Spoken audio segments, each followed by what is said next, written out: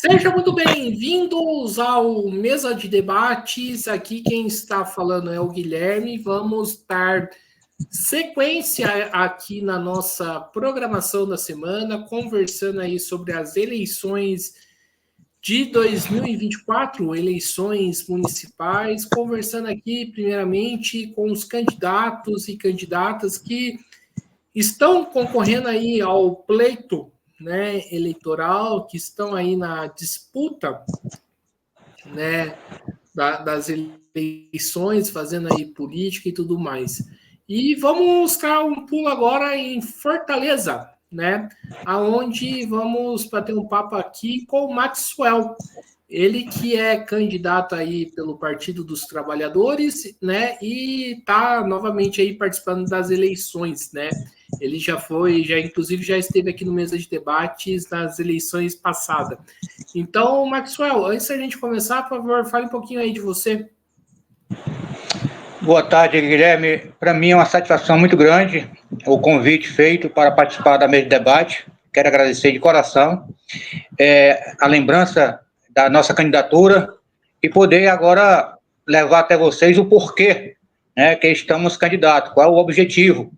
Eu sou Maxwell Ribeiro, filiado ao Partido dos Trabalhadores há mais de 2 décadas.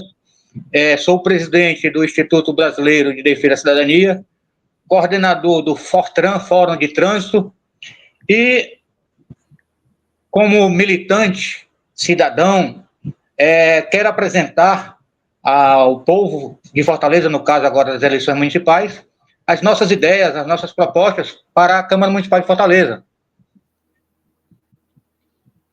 Perfeito, maravilha. E já que você falou aí do porquê que vocês lançaram a candidatura, eu te pergunto, Maxwell, qual que é o objetivo aí da sua candidatura? Por que você se lançou candidato? Primeiramente, caro Guilherme, para poder oferecer ao nosso povo um pensar diferente, um olhar diferente, uma pessoa que está dentro dessa seara da política, que pratica a política com P maiúsculo, com vontade de realmente oferecer ao povo a democracia representativa de fato. Porque nós vivemos uma democracia, mas uma democracia do dinheiro, uma democracia onde o capital manda e elege a maioria dos parlamentares. Veja bem, nós temos um processo de eleição no Brasil que ele é misto. E por ser misto, ele prende a atenção do eleitor e da eleitora para o poder executivo, que não é o poder da democracia representativa, aonde todo o poder emana do povo, que elege os seus representantes para assim o fazer. Esse poder está no poder legislativo. Câmaras municipais, Assembleia Legislativa nos estados e a Câmara Federal, com os deputados federais e o Senado. Este é o poder verdadeiro da democracia representativa. O poder executivo cabe ao gestor gerir as políticas públicas no âmbito do executivo.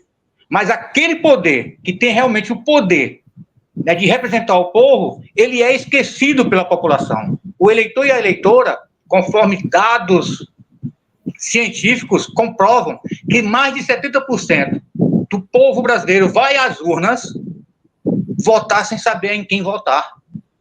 E muitos, infelizmente, votam por indicação de A e B, sem compromisso nenhum com a representatividade do trabalhador brasileiro e da trabalhadora brasileira, do proletariado. Sim, eu acho bastante interessante o que você falou, né? E acho que isso aí daria margem para uma entrevista inteira, né? Um debate assim, né? E em cima disso que você colocou, né? Os setores majoritários da esquerda têm batido muito na tecla que não adianta, né, eleger alguém do executivo, mas sim, né, tem que eleger uma bancada forte de parlamentares e tudo mais. A pergunta que eu faço é como que a gente se enfrenta, né? Como enfrentar nessas eleições com uma bancada, com um setor que tem um poderio econômico muito mais forte, né, do que, né, toda a esquerda, né? Como a gente faz esse enfrentamento, né? Porque é um enfrentamento bastante desigual, né? Caro Guilherme, ele é para lá de desigual. A nossa eleição brasileira, nos âmbitos municipal, estadual e federal, ela é viciada. Os nossos apenas discursam que é preciso eleger parlamentares linkados com o poder executivo. Tem que sair do discurso. Nós temos que partir para efetivar esse discurso em prática. Como é que se faz isso? Esse é o meu objetivo enquanto candidato. Seja em âmbito municipal, seja em âmbito estadual, como já fui candidato a deputado estadual, e em 2022 estive candidato a deputado federal, para levar essa proposta, essa tese, para disseminá-la, para abrir esse debate. Porque não adianta você ir para as eleições, como o meu partido vai, e dizer para o povo eleger o maior número de deputados que estejam linkados, né, com o executivo. Não, não é assim que funciona. Por quê? Veja bem, hoje mesmo eu estava em campanha de manhã e a conversa que estava rolando já era sobre a eleição de 2026, se o Lula vai ser candidato à reeleição e quem vai concorrer com ele. Gente, vamos dar um tempo. Preste atenção, nós estamos num processo de eleição municipal, apesar de ser mista, mas ela é malvada. Por quê? Porque ela foca no executivo. Nós já estamos discutindo 2026, quando, na verdade, o processo de eleição municipal misto ainda nem passou. Aí vem, como é que você prende a atenção da população, do eleitor e da eleitora, para as eleições municipais focadas só no executivo e esquece, como se fosse apenas um apêndice de uma xícara, o poder legislativo? Veja bem, o povo vai às urnas eleger para Fortaleza 43 vereadores.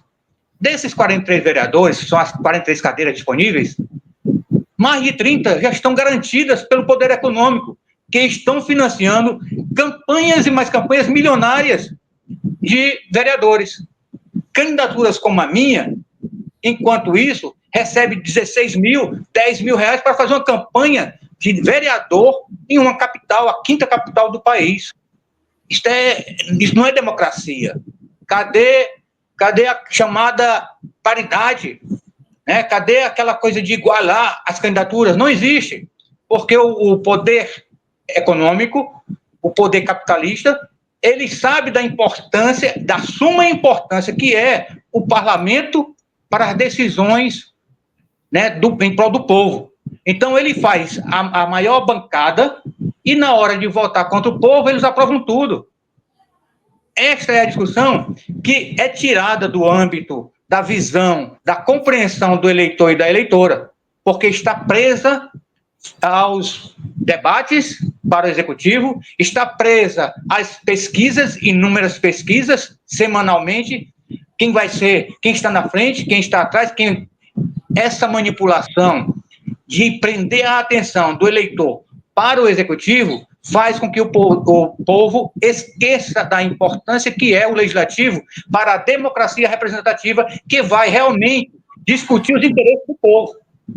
E aí, quando você elege, o povo elege, a minoria que ele representa não tem força para, dentro do parlamento, representar os seus interesses. E esses que foram eleitos pelo povo, que recebe a chancela do povo através do poder que emana do povo, vai representar os interesses de quem financiou sua campanha. Esta é fundamental levantar essa discussão para que a gente possa fazer uma reforma política cidadã, propor uma reforma política cidadã, não com esse Congresso que está aí.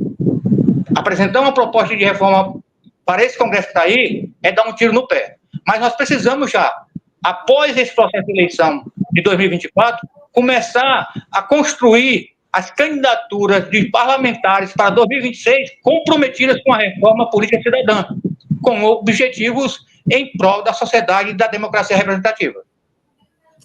Ô Maxwell, esse discurso que você fez no final que me preocupa um pouco, você não é sincero com você, de acabar essas eleições e já se preparar para próximas eleições.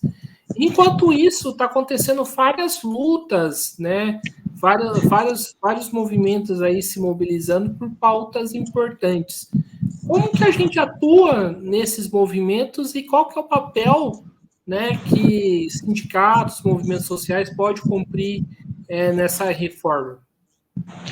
Veja bem, a minha proposta de terminar desse pleito de 2024, a gente começar a discutir, tem a ver com os movimentos sociais, porque os movimentos sociais fazem a luta, levantam o debate, e os movimentos sociais são de suma importância para que o debate sobre a reforma política cidadã realmente seja pautado. Porque enquanto isso não acontecer, enquanto nós não discutirmos a participação de uma reforma política verdadeiramente cidadã, com toda a sociedade envolvida, participativa, nós vamos ter as chamadas mini-reformas de interesses de grupos que acontecem no Congresso Nacional. Então, quando eu digo passado esse pleito, se inserir, levar para os movimentos sociais com suas pautas e dizer para eles, as pautas de vocês são legítimas e precisam ser pautadas sim, mas elas ganharão força dentro dos parlamentos se nós mudarmos a correlação de força.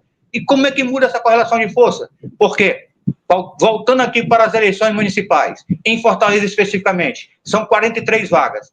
43 vagas. Se for reformulado 30%, é muito pouco. A correlação de força não muda, porque a injeção de dinheiro nas campanhas dos representantes do poder capitalista é muito pesado.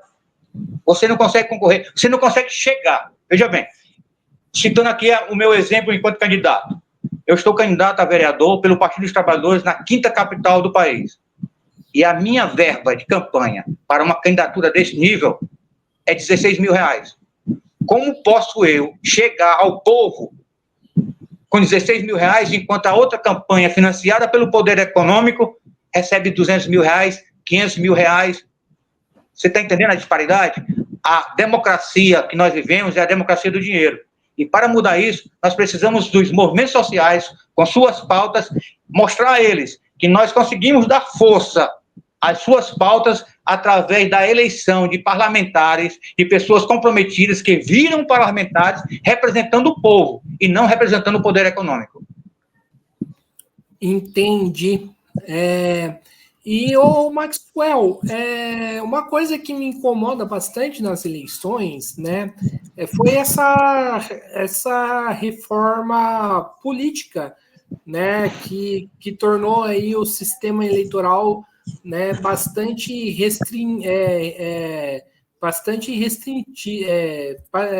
restringiu bastante o jogo eleitoral. Partidos considerados, né, ideológicos, como PSTU, Unidade Popular e PCO, não tem espaço nas propagandas eleitorais e também, né, sequer pode participar do debate, né, embora, né, não seja proibido, né, de participar.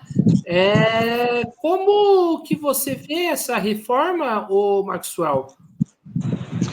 Guilherme, reforma de interesses de grupo, chamadas mini-reformas, que acontecem, que o presidente da Câmara convocou N deputados para tratar da questão de uma mini-reforma política, vai dar sempre assim, sempre contra o povo, sempre em favor de quem já tem mandato. Veja bem, se você tiver pautado pela sociedade uma reforma política completa, você consegue fazer as mudanças, debater, abrir o debate, as discussões, pautar os temas, como você levantou agora, dos partidos pequenos. São partidos pequenos porque não tem representação no Congresso Nacional. Ora, esse pessoal não tem representação no Congresso Nacional por conta do sistema que é misto e que prende os interesses da população ao executivo. Vou bater nessa tecla sempre, para que a gente consiga mudar essa dicotomia, essa disparidade, é preciso envolver a sociedade nas discussões sobre uma reforma política cidadã completa. E aí você vai, por exemplo, colocar a proposta de acabar com a eleição mista no Brasil. Nós temos eleições a cada 2 anos.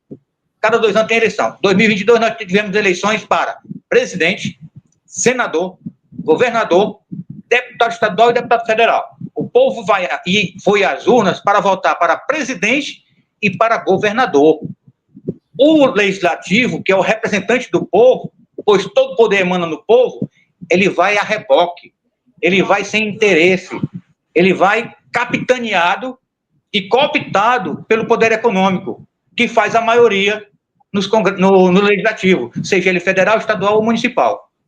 Para que os pequenos, os chamados pequenos, tenham vez, é preciso que a gente faça uma reforma com o envolvimento da sociedade. Para isso, precisamos pautar junto ao Superior Tribunal Eleitoral esta discussão. Precisamos levar as autoridades, que nós queremos uma reforma com a participação da sociedade para que a gente possa ter, digamos que em 2030, a eleição seja prefeito, governador e presidente. Aí o povo vai para as urnas, sabendo que o processo é para aquele poder executivo. E aí, em 2032, a eleição é exclusiva para o parlamento, o poder da democracia representativa, que é vereadores, deputado estadual, deputado federal e senadores. Aí o povo começa a se envolver, a entender, a querer saber quem é esse povo que está candidato, que representa, que interesses tem por trás disso. Porque você vai ter pautado pela própria imprensa a eleição em debate em questão, que é o poder legislativo, que é o poder executivo. Enquanto nós estivermos com o processo de eleição mista, nós vamos estar com a correlação de força em desfavor da classe trabalhadora, e aí nós teremos no Congresso Nacional leis tirando o direito de trabalho, trabalhistas, tirando os direitos conquistados a ferro e fogo durante anos e anos das lutas dos trabalhadores. A correlação de força no Congresso Nacional, nas assembleias e nas câmaras municipais deste país, ela é capitalista. Ela é a favor do capital, é a favor do empresariado. E o trabalhador vai estar sempre apanhando, sempre correndo atrás. Entendi. E, Maxwell, não sei como que funciona a Fortaleza, né? Acho que por conta de ser uma capital, mas aqui em São José dos Campos, né? O que eu percebo é que existe bastante a chamada candidatura laranja, né? Que é o candidato que se lança para poder não ele se eleger, mas sim eleger tipo um cara que sempre está na Câmara Municipal. Como que a gente lida com essa situação, né? Com essas chamadas candidaturas laranjas? Meu amigo, infelizmente é a nossa realidade, é a realidade da democracia capitalista, porque você é o jeito que eles encontram de burlar a legislação. Veja bem, eu vou retroceder um pouquinho na história da eleição democrática brasileira. Rapidez. Nós tínhamos eleições no Brasil que duravam 6 meses, e corretamente ela foi modificada para 3 meses, 90 dias. Mas depois veio uma reforma, mini-reforma, que reduziu ela para 45 dias. Veja bem, vou falar de mim porque eu estou na luta, né? Eu estou envolvido. Como posso eu, candidato a vereador, fazer uma campanha em 45 dias, disputando com quem já tem mandato, quem tem financiamento e quem tem apoio político pesado, que já está em campanha há 4 anos. Eu vou ter da aprovação das convenções até o final da campanha 2 meses. Como pode essas candidaturas fazer frente a esse processo desigual que é a democracia do dinheiro? Para que a gente tenha... E aí vem essas candidaturas que você disse, as candidaturas laranjas. Ela foi muito usada em 2018. E ninguém discute isso, porque não convém, não vem mais ao caso. Já passamos por outro processo em 2022 e já estamos em 2024. E tem as candidaturas laranjas com o propósito de transferir recursos para A e B. Infelizmente, é isso que acontece. Obviamente, o TRE busca regulamentar algumas situações, porém é muito difícil, porque vou bater na tecla de novo, enquanto nós estivermos nesse processo desigual de democracia do dinheiro, nós vamos estar com candidaturas laranjas a serviço do poder econômico. Perfeito. E dando sequência aqui, eu queria que você falasse uma coisa que acho que a gente concorda bastante, é outro absurdo de só ter 45 dias, né, de campanha eleitoral. Isso, né, não esvazia o debate político? Ele limita na raiz o debate político. Porque, para não ser repetitivo, mas você não tem como fazer uma campanha, primeiramente que não são 45 dias. Elas são 45 dias a partir do momento em que houve a convenção e o TRE aprovou o teu nome, e aí daí vem o processo de conseguir o CNPJ, o processo para o banco para abrir contas que são obrigadas, 3 contas para cada candidato, 3 contas, o fundo partidário, né, as doações de campanhas privadas. Então, tem o processo burocrático, que todos nós somos submetidos. Porém, todos nós, entre aspas, porque os que já têm mandato, os que têm toda uma estrutura, todo um financiamento de assessoria, esse pessoal sai na frente. E aí vai restar de campanha para candidaturas como a minha e de outros companheiros e companheiras, independentemente de partido, 30 dias de campanha. Fica inviável você conseguir fazer candidaturas promissoras em prol da população, em prol dos interesses do povo, da classe trabalhadora, terem sucesso, porque você não consegue chegar na população. Se a população ouvisse o que nós temos para dizer, ela reflete. Eu converso com o povo, com o pouco povo que eu consigo alcançar, abrir o debate, mostrar para ela, eu consigo fazer com que elas pensem, com que elas reflitam. E ela diz, pelo menos naquele momento, ela diz assim, eu não tinha candidato, eu agora tenho. Imagine se nós tivéssemos tempo, e pelo menos igualitariamente, o tempo de campanha para chegar ao povo com o mesmo poder econômico. Nós não temos. Você não tem condições de uma campanha de 16 mil reais concorrer com a campanha de 500 mil reais. Existe um nivelamento, um limite, né, de despesa para uma campanha de vereador. Ela é pautada em torno de 600 mil reais. O candidato não pode gastar acima disso. Um exemplo, 600 e pouco mil. Cara, eu tenho 16 mil com o fundo partidário, bancado pelos nossos impostos. 16 mil reais é brincar de ser candidato, que não é o meu caso. Apesar de ter apenas esse recurso, eu estou na luta, eu estou mostrando ao povo, eu estou abrindo o debate, eu estou dizendo assim, olha, eu estou me oferecendo a vocês para realmente representar os interesses da classe trabalhadora, para a gente discutir a questão da representatividade na democracia. No Brasil não existe. Fecho. A democracia do Brasil é a democracia do dinheiro. A representatividade nos legislativos, seja ele municipal, estadual ou federal, é representativa do dinheiro, do capital. A correlação de forças, na hora da votação, sempre quebra na representatividade do trabalhador, que é menor do que o 2/3, seja na Câmara Municipal, Assembleia Legislativa ou Câmara Federal. Ô, Maxwell, não seria o caso, né, por exemplo, debater o fim dos super salários para os vereadores, deputados, senadores e afins? Veja bem, Guilherme, esse ponto, ele cabe dentro da discussão da reforma política, sabe? A sociedade abraçaria essa causa, mas ela só pode ser discutida realmente se você conseguir pleitear a reforma política com participação cidadã. Fora isso, com esse Congresso que está aí, que foi eleito através de emendas secretas, olha, como é o nome dele, o que foi cassado, foi preso, presidente da Câmara, Eduardo Cunha, ele saiu pelo Brasil depois da eleição de 2014, onde Dilma conseguiu a reeleição, ele saiu pelo Brasil viajando, pagando campanhas de seus pares. Com que dinheiro?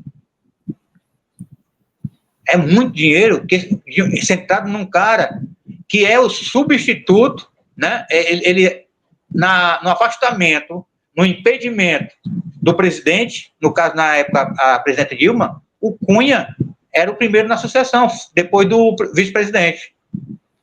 Caso houvesse impedimento da Dilma e do vice, quem assumia era o Cunha. Como hoje, caso o Lula seja impedido, caso o vice-presidente seja impedido, Geraldo Alckmin, quem assume é o Lira. Então, veja bem, para pautar essa questão que você abordou dos supersalários, né, precisa primeiro uma reforma política com a participação da sociedade civil. Aí você consegue pautar, abrir o debate e vamos ver se a gente consegue aprovar.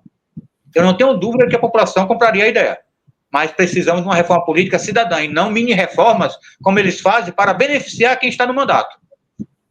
Eles não querem o debate da separação das eleições entre executivo e legislativo, porque enquanto ela estiver misturada, que eu chamo eleições mistas, o poder representante do povo estará em segundo plano, até mesmo esquecido de sua importância.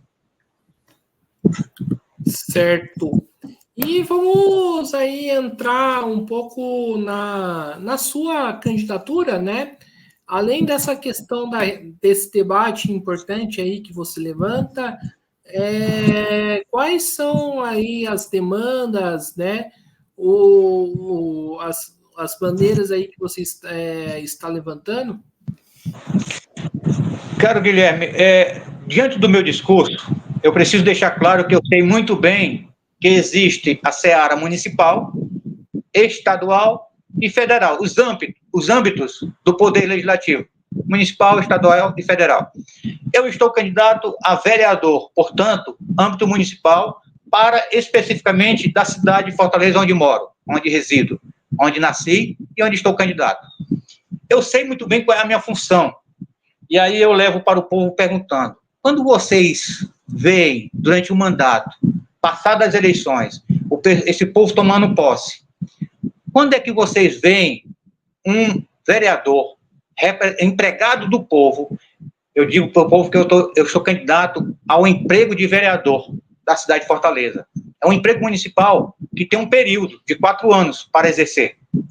E quando é que você vê esse funcionário municipal eleito pelo povo realmente fiscalizando, praticando o processo de legislar em favor do povo da sua cidade? Você não vê esses caras, essas pessoas que recebem a delegação delegada a ele para exercer a representatividade do povo na fiscalização do poder executivo. Você não vê eles vendo a situação do transporte público, a questão de geração de emprego e renda. Você vê eles sempre pautados pelos interesses do poder econômico, sempre nas votações favoráveis ao poder econômico, o poder econômico está levando todas. Aqui e acolá sai uma migalha em favor realmente do povo. Aí você vê obras superfaturadas, você vê postos de saúde maquiados durante a campanha para apresentar em propaganda eleitoral como se tivesse o bam, tivesse tudo bem. Você não vê os representantes do povo eleito para a Câmara Municipal de Fortaleza, no caso aqui, realmente preocupado em cuidar, de fiscalizar e legislar, que são os princípios básicos da função do empregado municipal de vereador. Então, qual é a minha proposta? Primeiramente, é fazer com que o povo saiba que tem um empregado municipal eleito pelo povo, delegado pelo povo para fiscalizar e legislar em prol da cidade e do povo. e não legislar e não fiscalizar o poder que está mandando criar taxa de lixo, que está superfaturando obras para empresas de amigos, de parceiros, que financiaram campanha. Então, veja bem, por que nós temos a Câmara Municipal assim? Torna a repetir, ser repetitivo, por conta do processo aonde não se tem debate sobre quem são os candidatos para o Legislativo Municipal.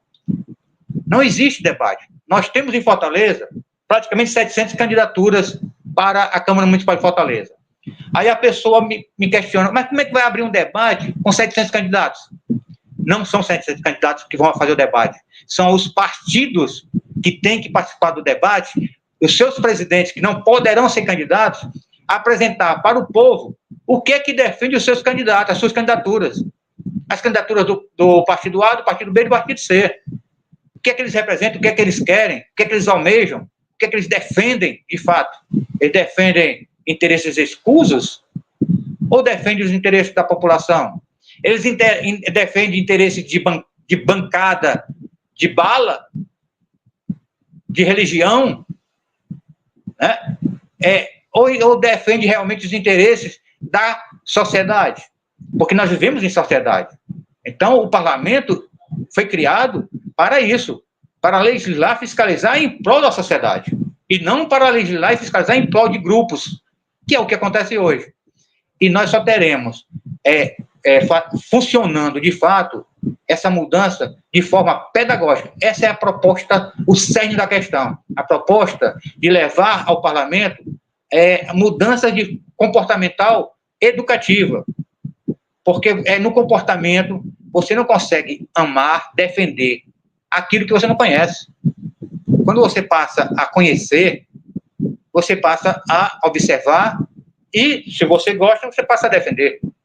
E você só vai fazer isso, abrir o debate, fazer a sociedade participar, interagir, cobrar, se tiver o debate. E o debate para o legislativo, no caso, eleições de 2024, para as câmaras de vereadores, ele não existe.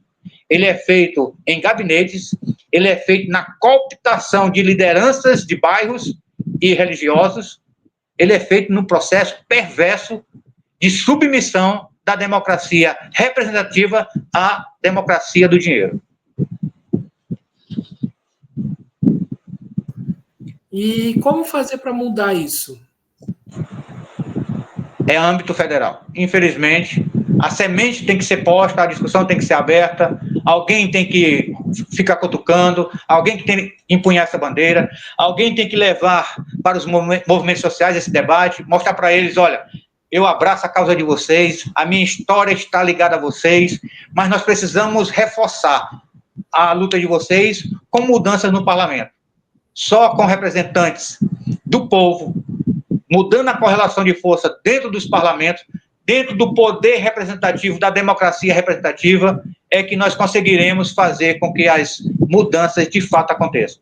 Enquanto isso não for posto em prática, pelo menos aberto o debate, fazendo com que as pessoas, o cidadão, perceba que a intenção é essa, de forma pedagógica, trazer a população para o debate, a gente não consegue mudar. A questão é pedagógica. Entendi.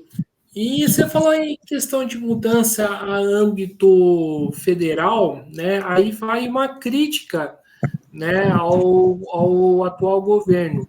Você acha que, por exemplo, as alianças que o governo faz hoje com a direita e também com setores da extrema-direita, isso atrapalha para o desenvolvimento aí dessas políticas que você coloca? Eu vou ser objetivo. Ela atrapalha, mas são necessárias. Como assim, Maxwell? Como se ela atrapalha, como é que são necessárias? Vou voltar. Nós elegemos Lula como presidente da República, porém, Lira, Pacheco e Companhia Limitada usaram as emendas secretas para eleger o maior número de deputados, de parlamentares, porque eles sabem do poder que tem o poder legislativo sobre o executivo. Então, vou citar um exemplo aqui. Ana Moser. Lula botou ela como ministra de esporte. Teve que tirar. Poxa, mas o presidente não, Lula, por que ele teve que tirar? Porque ele tem contra ele o poder de Lira. E os pedidos de impeachment, por mais chulos que sejam, o que fizeram com a Dilma, podem fazer com Lula. E o Lira não está lá para brincar, não. O Lira está lá para, não é enriquecer, porque ele já é podre de rico, mas é pelo poder. Não só o Lira, mas os seus pares. Não foi à toa que o PL fez quase 100 deputados na eleição de 2022. Então, quando eu digo que é necessário, é por conta dessa correlação de força. Porque o povo não elegeu a maioria que está favorável ao governo que foi eleito.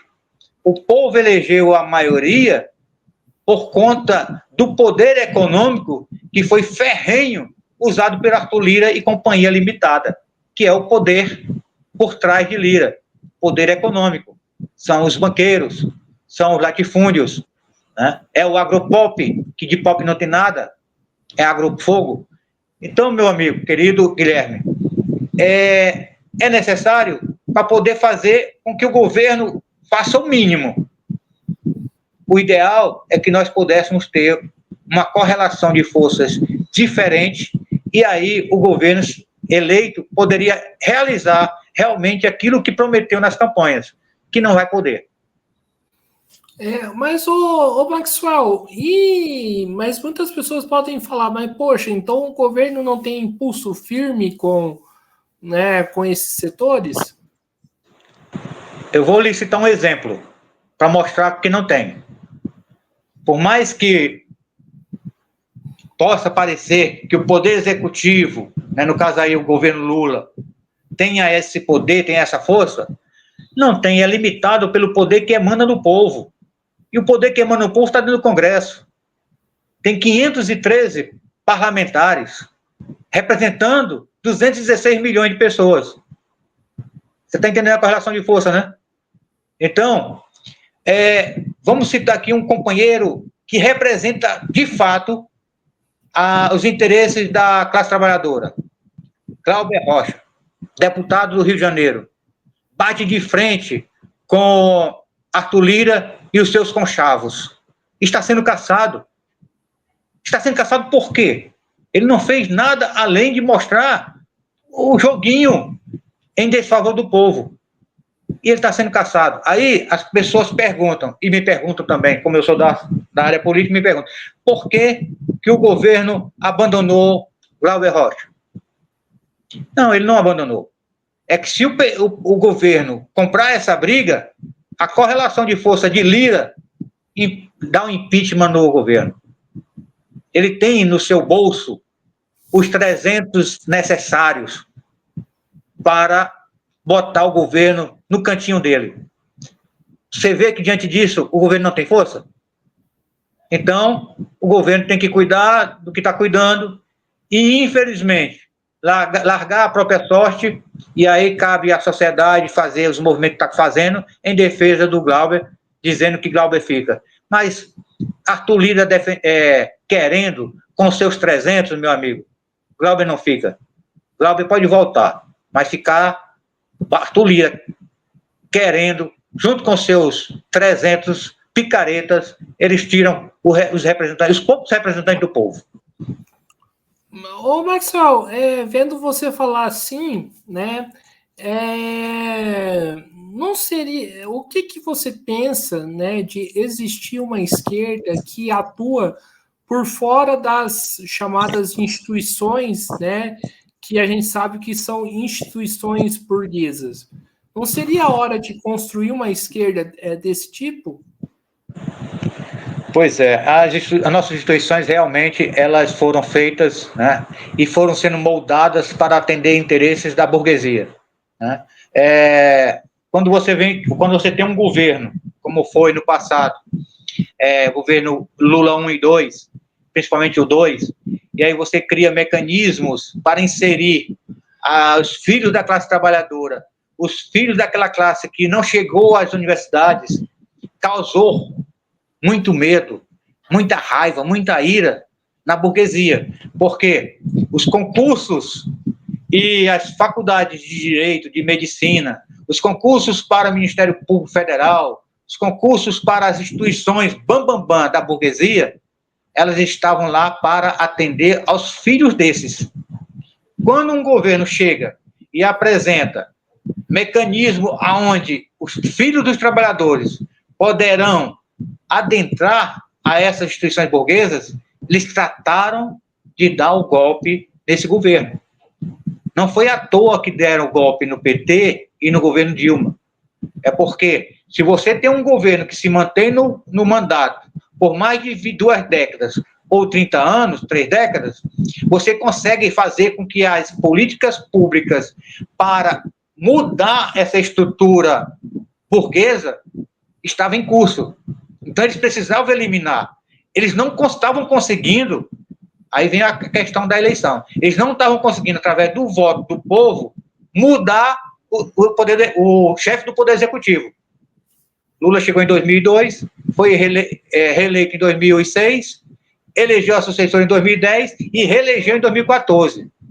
Aí já iriam 16 anos. Então, eles precisaram fazer aquele processo de impeachment para poder tirar do poder um governo que estava possibilitando mudanças estruturais nas instituições burguesas. Então, é necessário, sim, que a esquerda perceba que nós temos que adentrar nas instituições burguesas e, através do sistema posto, mudá-lo. E nós estamos fazendo isso. Porém, o golpe de 16 quebrou essa coluna, né? E aí vem a questão geopolítica, com os BRICS, onde já se viu o Brasil aqui na América Latina está linkado com os poderes que visam confrontar o FMI, criando um banco que vai financiar, que vai mudar a correlação de força do dólar.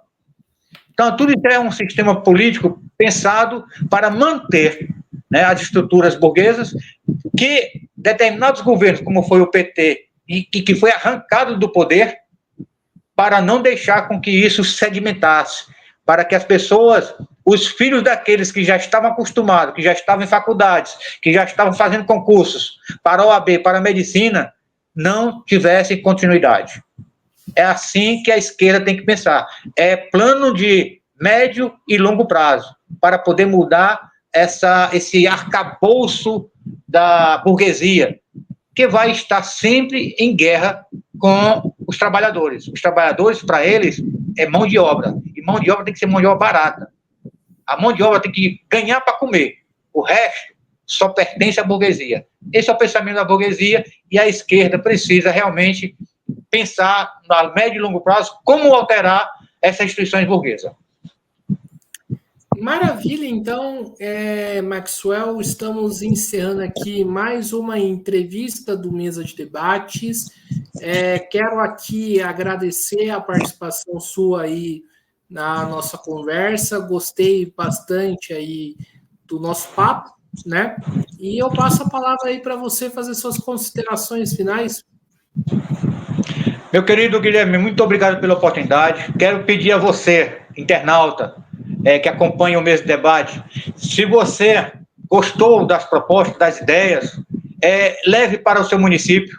E se você tem algum contato aqui por Fortaleza, na cidade de Fortaleza, se tem amizade, se tem parentes, e gostou, passa para eles. 13113, Maxwell, Decreto do Bem, para vereador de Fortaleza, para levar a semente, para plantar a semente de mudanças que realmente faça com que a democracia representativa tenha seus representantes em favor do povo, de fiscalizar e de legislar em favor do povo. Maxwell 13113, Decreto do Bem, para Fortaleza e Oxalá, mais na frente para o Brasil. Perfeito, então, Maxwell, né? Então, mais uma vez aqui agradecendo a você que estivemos, primeiramente ao Maxwell, também segundo aí para você que estiver nos assistindo. Peço aqui que se inscreva no canal Podcast e Mesa de Debate Instituto Coco e acompanhe o nosso trabalho. Curta, compartilhe, comente aqui as nossas entrevistas, matérias e programas e siga a gente nas redes sociais. Nós estamos no Facebook, TikTok, Instagram e também no Quai. E quem puder, contribua aqui com o nosso Pix, o Pix do Mesa de Debates, que é 385-007-02800 CPF. É isso aí, a programação continua. Um forte abraço e